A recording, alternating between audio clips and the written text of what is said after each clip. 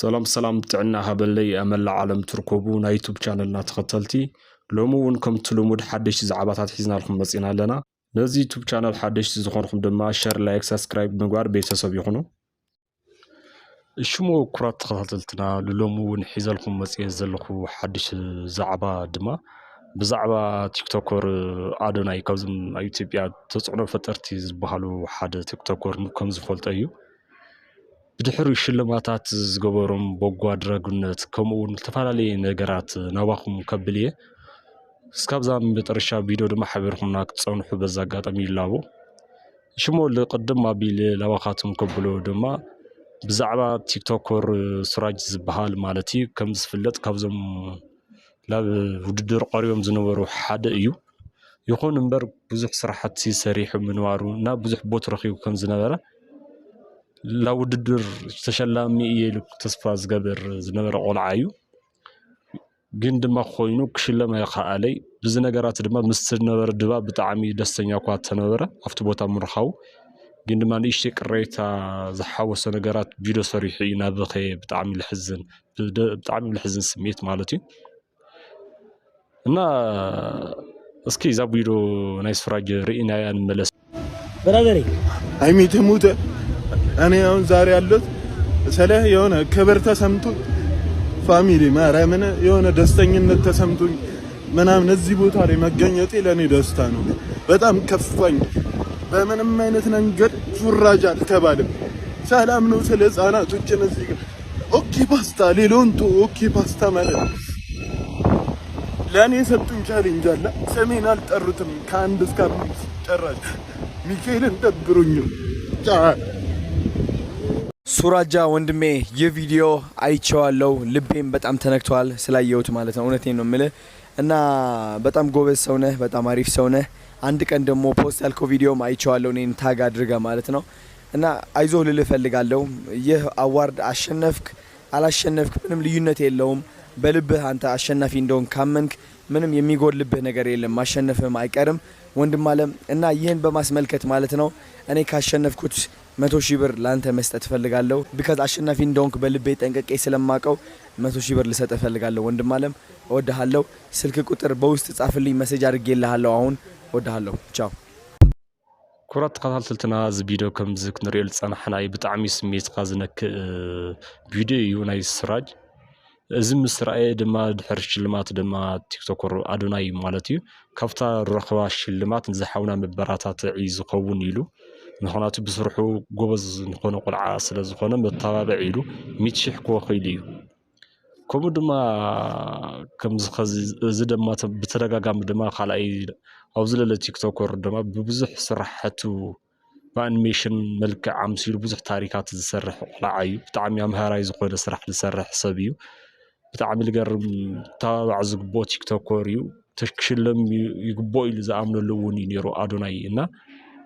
نعون كمزي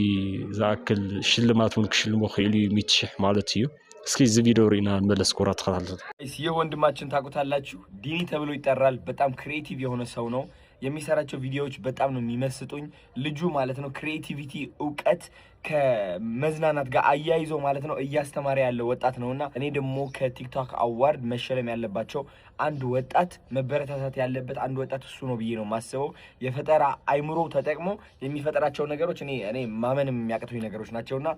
የልጅ በብዙ ካምፓኒዎች ሰፖርት ቢደረግና ስፖንሰር ቢደረግ በጣም ትልቅ ነገሮች ማምጣት እንደሚችል እርግጠኛ ነኝ ዲኒ አንተ ለማበረታታት ደግሞ 100,000 ብር ልሸልምህ ፈልጋለሁ በጣም ወደሃለሁ የኔ አባት ታጋርጌ ያለው እዚ እንግዲህ መሰጅም ጽፌ ላለው ስልክ ቁጥር አስቀምጥልኝና ከዛ በኋላ ሽልማትን ተቀበል ወደሃለሁ مو كرات خالدتنا كم تكنري صنحنا ناي بغو ادراغنت ناي زقلعا نصحنا ناي زقلعا قنعنا ناي ادوناي نزي يمثل كم دما فتي تيك توك اوارد شلماتون حدا لا مدرخ بسميت تلعيلو لاو كحفقو سميت وكغلص ادنقوت كغلص يلو زمصه بخالي منقدل تبل دما نيرو غارد دفيو موصيمو غلا منات كوعيز السميتات سلنبره يكون برتقال على فيديو صريح من وارو فلتي يقرتا انا دنقوت كغلص يلو زمدرخ مصنبري نعاخ بتعمي فوتوكا زناد قلعيقا مرئيا وطاتيقانا بتعمي فوتوكا يلو تيك توك بسرحو መሊሱ ድማ ነዚ ምላሽ እውን አዶናይ ከምዚ ዝበለ ምላሽ እውን ሂዎ እዩ። አቡ የእሙ ወንድም ይባላል። ይህ የምትመለከቱት ገራሚ ወጣት ማለት ነው። መድረክ የመጣው ደግሞ ፍቅሩን ለመግለጽ እንጂ እኔን ለመምታት አይደለም ልነግራችሁ ፈልጋለሁ። የዛኔ ግን አላወቅኩትም ነበር፣ ምክንያቱም አይምሮ የት እንደነበር አላውቅም። በሽልማቱ ምክንያት በጣም ደስ ብሎኛል እየተናገርኩኝ ነበርና ከዛ ሴኩሪቲዎች ደግሞ በዚህ በዛ ሲመጡ ምንድን ነው የተፈጠረው እኔ ግራ ገብቶኝ ነበረ። እና ወንድሜ በጣም ወድሃለሁ፣ ከዚህ በፊት ቪዲዮዎች አይቻቸዋለሁ። ቴንክ ዩ ሶ ማች ፍቅርን ለመግለጽ እስከዚያን ያህል ስለሄድክ ማለት ነው ተረድቻለሁ። በአካል እንገናኛለን፣ የፍቅር እንደሆነም እናሳያቸዋለን ማለት ነው። እወድሃለሁ። አይ ሆፕ ምንም ነገር አልሆንክም። ሽሙ ኩራት ተኸታተልትና ናይ አዶናይ በጎ አድራጊነት ሞይ ጽቡቃት ሓስባ ንወጣታት ዝገብሮ ተስፋ ንምቁራጽ ዝገብሮም ልባራታትዑ ተግባራት ነዚ ይመስሉ። ከምኡ ድማ ኣብቲ ቲክቶክ ኣዋርድ ድማ ብጣዕሚ ዘጽልእ ካብ ባህሊ ዝወፀ ዳርጋ ናይ ሰይጣን ኣምልኾት ኢልካ ትሕዞ ነገራት ድማ ነይሩ እዩ። ብጣዕሚ ከምዚ ንሪኦም ዘለና እዞም ተወሰኑ ሰባት ቲክቶከራት ማለት እዩ ብጣዕሚ ምስ ባህልና ክኸድ ዘይኽእል ህዝብና ዘይኣምነሉ ምስ ህዝብና ዘይኸድ ኣላባብሳ ብጣዕሚ ሕማቕ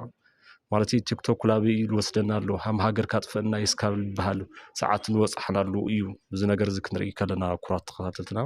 ኣዝዩ ዝሕዝን፣ ገሊኦም ድማ ብጣዕሚ ብፅቡቅ ኣላብሳ ባህሊ ዓዲ ዝገልፅ ብጣዕሚ ደስ ዝብል እውን ርኢና ኢና። ኣብ ሓደ መስደር ክልተ ዓይነት እዩ ደስ ዝብል ባህሊ ዓዲ ዝገልፅ፣ ከምኡ ድማ ዘይተለመደ ውፅእ ዝበለ ናይ ሸይጣን ዓይነት ኣላብሳ እውን ርኢና ኢና። ብጣዕሚ ዝሕዝን ሽሞ ኩራት ተኸታተልትና ሎሚ ሒዘልኩም መፅየ ዝነበርኩ ነዚ ይመስል ነይሩ። ኣብ ቀፃሊ ብካሊእ ትሕዝቶ ዝካብ ንራኸብ ሰሰናይ ንዓኹም።